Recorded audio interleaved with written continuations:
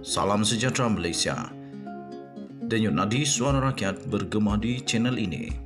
Sebelum kita mulakan berita pada hari ini, jangan lupa tekan butang subscribe, like dan share. Sila tinggalkan komen anda. Denyut nadi suara rakyat terus bergema di channel ini. Salam sejahtera Malaysia, berita paling mengejutkan. Sebelum itu, terima kasih kerana bersama dengan channel ini. Bagi anda yang sedang tekan butang subscribe, bagi yang belum, sila tekan butang subscribe. Berita terbaru daripada bharian.com.my bertajuk Khairuddin letak jawatan, tak yakin dengan Mukhris, 20 Disember 2022. Berita penuh Kuala Lumpur. Ketua Parti Pejuang Tanah Air Pejuang Wilayah Persekutuan iaitu Datuk Seri Khairuddin Abu Hassan mengumumkan peletakan jawatannya berkuat kuasa serta-merta. Beliau berkata, keputusan itu diambil selepas hilang keyakinan dengan kepimpinan daripada Presiden Parti iaitu Datuk Seri Mukhris Mahathir susulan peletakan jawatan pengerusi Pejuang Tun Dr. Mahathir Mohamad pada 15 Disember yang lalu. Mukhris tidak mempunyai kualiti kepimpinan seperti bapanya serta tidak mampu untuk memimpin parti, katanya dalam kenyataan itu.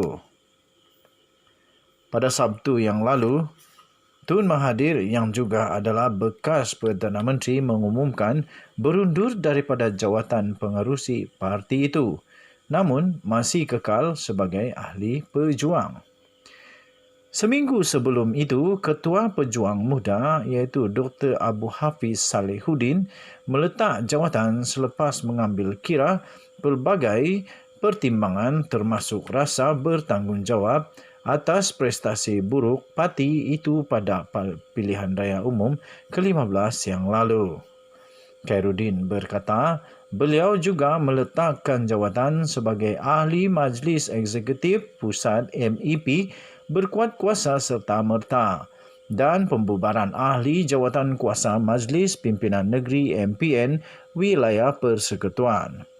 Keputusannya itu katanya dibuat tanpa dipengaruhi mana-mana pihak selepas mesyuarat MPN Wilayah Persekutuan pada 19 Disember yang lalu.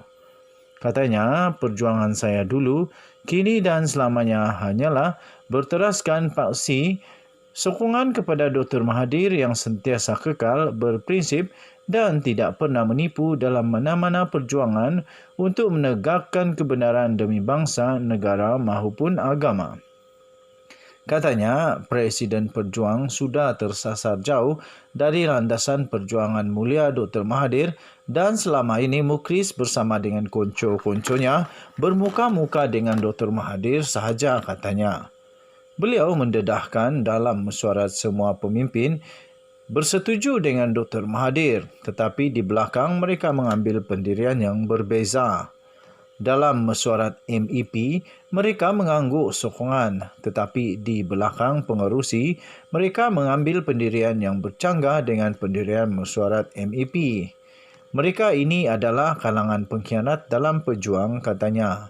Beliau menegaskan sedang menunggu reaksi pemimpin parti itu berhubung dakwaannya dan jika mereka berbohong, beliau akan menceritakan secara terperinci pengkhianatan puak munafik politik itu.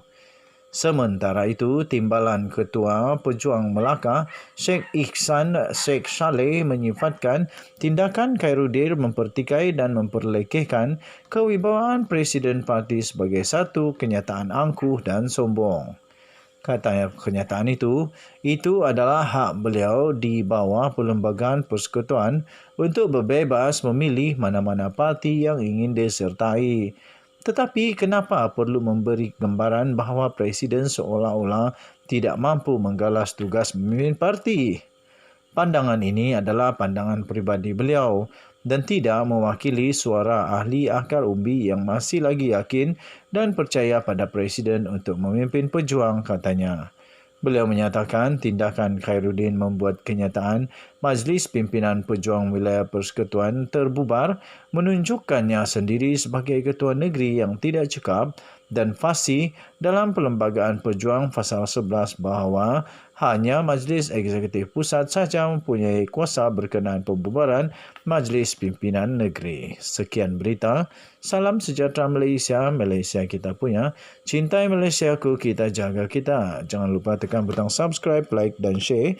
Bye-bye. Salam sejahtera Malaysia, denyut nadi suara rakyat bergema di channel ini. Muhyiddin dan Hadi Awang berpisah? Tidak. Diorang tidak berpisah, jangan risau. Jangan risau, mereka tidak berpisah walaupun mereka kalah, walaupun mereka sekarang sudah menikmati kebenaran bahawa Anwar Ibrahim menang betul-betul di Dewan Rakyat dengan undian suara. Okey, so terbuktilah Datuk Seri Anwar Ibrahim memang ada majoriti yang cukup. Jadi janganlah, saya mohon supaya Hadi Awang dan juga Muhyiddin Yassin jangan berpisah. Kenapa saya tidak mau mereka berpisah? Apapun keadaannya, saya tidak mau kedua-dua mereka ini berpisah supaya mereka boleh bersatu menjadi kuat, menjadi pembangkang yang hebat. Supaya mereka boleh jadi semak dan imbang kepada Datuk Seri Anwar Ibrahim. Kita mau pembangkang kali ini turut kuat, cerdik, pandai, hebat. Seperti pembangkang Pakatan Harapan dulu. Di sinilah kita mau tengok adakah Rafizi 2.0 di dalam pembangkang pimpinan Hamzah Zainuddin. Di sinilah kita tengok adakah mereka boleh menjalankan tugas mereka sebagai pembangkang. Dulu selalu cakap itu ini. Kali ini kita mau tengok kalau mereka ini ada kredibiliti kah, ada kelayakan kah, ada kekuatan kah, cukup padu kah suara mereka menjadi pembangkang seperti Rafizi, seperti Anwar, seperti semualah pembangkang-pembangkang yang lain. Jadi kita tengoklah nanti macam mana mereka membangkang. Buat pertama kalinya Hamzah Zainuddin akan menjadi ketua pembangkang. Jadi kita tengok nanti macam mana dia akan cuba untuk mematahkan hujah kah, membuat penghujahan kah, dan sebagainya. Jadi saya, Edwin The Twin TV, tidak setuju langsung kalau Muhyiddin berpisah dengan Hadi Awang. Walaupun ya mungkin ada hati untuk bergabung semula kah dengan BN pula dengan UMNO kah. Tapi janganlah, supaya tidak ada lagi yang namanya ketidakstabilan politik. Kita mau kestabilan politik terus terjamin di Malaysia. Kita mau supaya pembangkang kuat. Okey. Dan seterusnya kita harap mereka tidak berpisah lah. Janganlah berpisah. Saya tidak setuju kalau mereka berpisah. Kerana mereka sudah bersama-sama di dalam pahit manis, suka dan duka, menangis, ketawa, apa sajalah diorang buat sama-sama di dalam PRU15 yang lalu. Jadi pada pendapat saya, if they float together, if they sing together. Kalau mereka timbullah sama-sama. Kalau mereka tenggelamlah sama-sama. Ini baru setia kawan namanya. Setia kawan, dan setialah di dalam persetujuan, di dalam persahabatan yang sudah dimeterai ketika PRU15 yang lalu itu. Bagaimana pendapat anda? Andakah anda juga bersetuju dengan saya supaya walau apapun terjadi mereka tetap bersama, tidak akan berpisah dan tidak akan membuatkan politik Malaysia sekali lagi tebuk atap kah, pintu belakang kah, tebuk dinding kah, langkah seraton kah, langkah 1000 kah. Kalau kamu setuju, kamu tinggalkan komen. Saya amat mahu melihat negara Malaysia kekal aman damai. Kita jumpa lagi. Bye-bye.